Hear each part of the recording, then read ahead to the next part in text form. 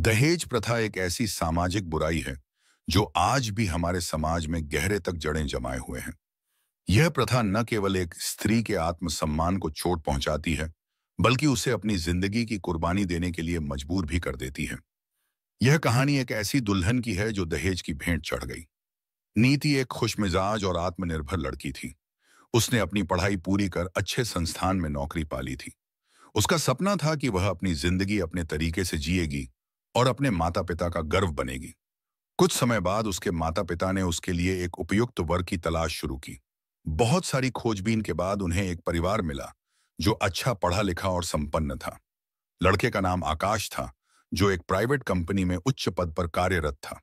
सबको यह रिश्ता बहुत अपनम उस हादसा में रिश्ता बहुत पसंद आया और शादी की तैयारियां जोर शोर से होने लगीं। शादी की तारीख नजदीक आते ही आकाश के परिवार की मांगें बढ़ने लगीं। पहले तो उन्होंने अच्छे गहने और कपड़े की मांग की, जिसे नीति के परिवार ने सहर्ष मान लिया। लेकिन फिर धीरे धीरे उनकी मांगें इतनी बढ़ गईं कि नीति का परिवार उन्हें पूरा करने में असमर्थ हो गया। आकाश के परिवार ने कार की भी मांग की, जो नीति के परिवार के लिए काफी महंगी साबित होती। फिर भी उन्होंने कर्ज लेकर यह मांग भी पूरी करने की कोशिश की। शादी के कुछ दिनों बाद ही आकाश का व्यवहार बदलने लगा। छोटी छोटी बातों पर नीति को ताने मारने और उसे नीचा दिखाने लगा। उसकी सास भी उसे दहेज कम लाने के लिए ताने देती थी। वह मानसिक और शारीरिक रूप से प्रताड़ित होती रही, लेकिन उसने चुपचाप सब कुछ सहन किया, यह सोचकर कि धीरे धीरे सब ठीक हो जाएगा। एक दिन का दिन स्थिति इतनी बिगड़ गई कि आकाश के परिवार ने नीति को जलाकर मार डालने का प्रयास किया।